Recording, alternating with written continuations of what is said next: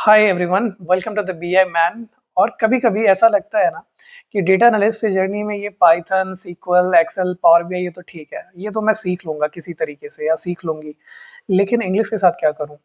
जब client interaction होगा तो मैं कैसे अपने आप को प्रेजेंट करूंगा इंग्लिश में? इतने सारे लोग बैठे होते हैं मीटिंग में, मैं कैसे प्रेजेंट करूंगा, कैसे मैनेज करूंगा? ये सवाल जेन्युइन है, ऐसा होता है, ऐसा लगता है, फील होता है कि यार ये सब कुछ। लेकिन ये ट्रस्ट मी, एक आपके लिए कांस्टेंट नहीं है, बिल्कुल भी नहीं। जब आप रियल वर्ल्ड में जब आप काम कर रहे होंगे ना, जब क्लाइंट इंटरेक्शन कर रहे होंगे ना, तो आपके अंदर अपने आप ऐसा कॉन्फिडेंस आएगा कि आप महसूस ही नहीं कर पाएंगे कि आपके अंदर ये वीकनेस था। ये कैसे आएगा कॉन्फिडेंस, मैं बताता हूँ। मैं अपना एक्सपीरियंस शेयर करता हूँ आपके साथ। जब पहली बार मेरे ना वो क्लाइंट के साथ इंटरेक्शन हुआ तो वो जर्मनी के थे।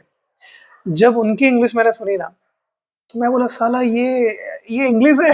रियली ऐसा ही फील होगा आपके मन में भी। ये इंग्लिश है, इसके लिए मैं डर रहा था। अगर आप सोच रहे हो ऐसा, तो जब वो बोलते हैं तो पहले तो आपको 3 बार 4 बार बोलना पड़ेगा, I am sorry, could you please repeat the same. समझ ही नहीं आता किस तरह की एक्सेंट यूज करते हैं। मैं आपको बता सकता हूँ, ये जो फ्रेंच लोग होते हैं या जर्मनी पोलैंड के लोग होते हैं ना, उससे बहुत अच्छे बेहतर इंग्लिश हमारे इंडियन बोलते हैं। ट्रस्ट में, ये फैक्ट है।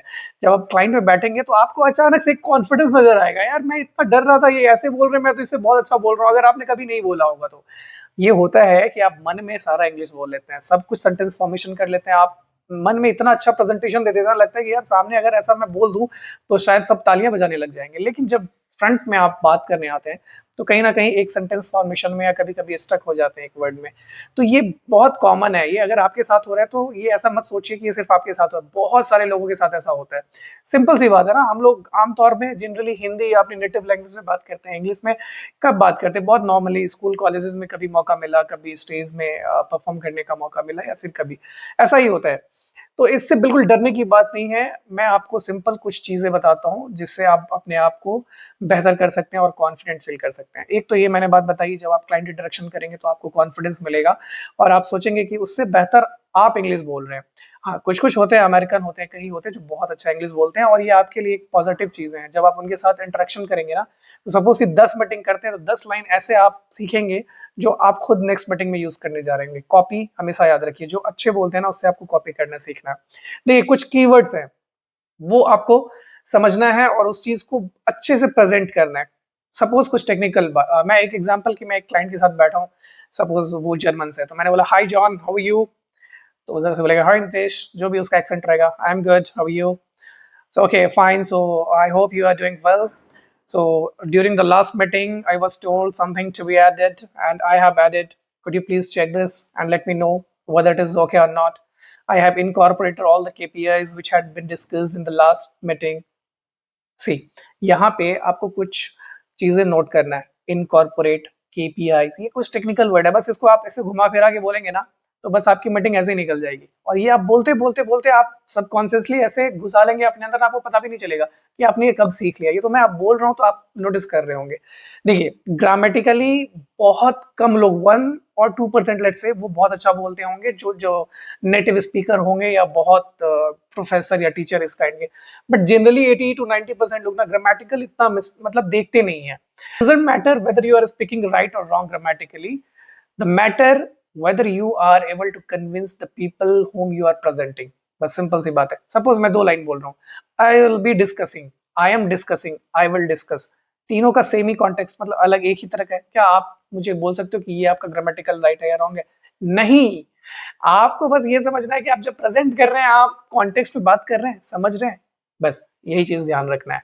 वो बिल्कुल ऐसी बात ही नहीं। देखो, आप आईटी कंपनी में लोगे ना, या आप कोर सेक्टर में काम करोगे, आपस में जब काम कर रहे होते हैं ना, तो बेसिक मिनिमल इंग्लिश बातें करते हैं। Hi, what's up guy, what you doing today, how many projects we have been assigned. अगर आप टीम में काम करते हैं, इस तरह की बात करते हैं, और ये आप फ्लुएंटली बोलने लग जाएंगे जब बातचीत कर रहे होंगे। और जब क्लाइंट इंटरेक्शन की बात आएगी, तो देखिए, जनरली आप डेटा एनालिस्ट की जर्नी स्टार्ट करेंगे तो ऐसा नहीं है कि आप जर्नी स्टार्ट करते हैं, अगर आप फ्रेशर्स या 1-2 साल एक्सपीरियंस बेसिस पे ज्वाइन करते हैं, तो आप क्लाइंट को प्रेजेंट कर रहे होंगे। कुछ टाइम आपको पहले अपनी टीम के साथ काम करना होगा, फिर आपको टाइम मिलेगा। तब तक आई एम श्योर कि आप सीख चुके होंगे। स्टिल अगर आपको कभी ऐसा मौका मिलता है तो बिल्कुल घबराने की बात नहीं है। नॉर्मल इंग्लिश यार, आप जितना सीखे हो, जितना जानते हो, जितना पढ़ाई के जर्नी में आप सीख चुके होंगे, वही काम आएगा। डरने की बिल्कुल भी जरूरत नहीं है। ऐसे हवा बना के रखा हुआ, ऐसा कुछ नहीं है। जब हम लोग सब कुछ इतना Python, SQL, Power BI, Excel ये सब सीख चुके होंगे तो इंग्लिश कौन सी बड़ी बात है। बस अभी आप इसलिए नहीं बोल पा रहे हैं कि जनरली आपके साथ बात करने वाले लोग नहीं है, बट इसके लिए भी आप 2-3 चीजें करेंगे। आप क्या करो, कैमरा ऑन करो, सिंपल सा है, मैं बोल रहा हूँ हर रोज 3-4 अपने आप का इंट्रोडक्शन जो है ना वो इंग्लिश में बोलो कि hi my name is this, I have been working on Power BI और Excel for the last 3 years and I have done projects in finance, HR and the domain. 3-4 लाइनें रिपीट करो 3-4 बार कैमरा पे, और confidence के साथ अपने facial expression पे काम करो, बॉडी लैंग्वेज पे काम करो, और ये सबकॉन्शियसली आपके अंदर बैठ जाएगा ना कि आप इतने फ्लो में बोल दोगे कि आपको पता ही नहीं होगा यार मैं ये इंग्लिश बोल रहा हूँ। बट आप अपने एक्सेंट पे, प्रोनाउंसिएशन पे और स्पेशली बॉडी लैंग्वेज एक्सप्रेशन पे काम करोगे तो डेफिनेटली ये चीजें आपके अंदर से चली जाएगी। तो मेरा कहने का मतलब यही था कि इंग्लिश आपके लिए कोई कंस्ट्रेंट नहीं है, आप नॉर्मली इसे सीख सकते हो, थोड़ा टाइम देना होगा इसके लिए। आप अपनी जर्नी में या अपने during the entire data analyst journey आपका ये ऑब्स्टिकल नहीं होना चाहिए, इसे आप दिमाग से हटा लीजिए और आप सब बिल्कुल इंग्लिश सीख पाएंगे और डेफिनेटली आप लोग सीख पाएंगे। जब आप काम करके अपने क्लाइंट को कन्विंस कर लेंगे, अपने टीम को कन्विंस कर लेंगे, तो आप वही वापस वही चीज करेंगे, यार ये कितनी छोटी सी चीज है। तो आई होप, मुझे यही चीज आपको बताना था कि इंग्लिश कोई चीज नहीं है। मतलब इनिशियली आपको थोड़ा सा टाइम लगेगा, जब आप तैयारी कर रहे हैं 3-4 महीना थोड़ा सा प्रैक्टिस करिए, जैसे मैंने बताया वीडियो रिकॉर्ड करिए और अपने आप को सुनिए कि आप सही से प्रोनाउंसिएशन यूज कर, मतलब कोई वर्ड को प्रोनाउंस कर पा रहे हैं या नहीं कर पा रहे।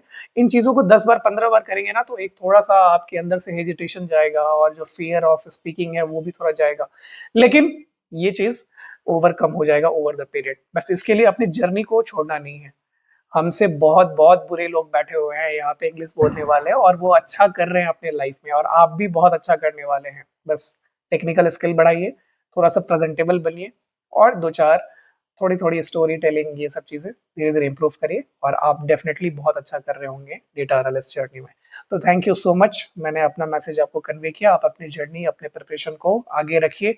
मैं और आने वाले टाइम में एक्सेल, पावर बीआई और सीक्वल और मॉकअप टेस्ट जो भी हैं आपके लिए जितना हो सकता है, जो जो जरूरी है, बीच बीच में जो चीजें चाहिए होंगी आपको, वो मैं सब लेके आऊंगा ओवर द पीरियड। बस आप हमारे साथ बने रहिए, हम साथ में चलते हैं।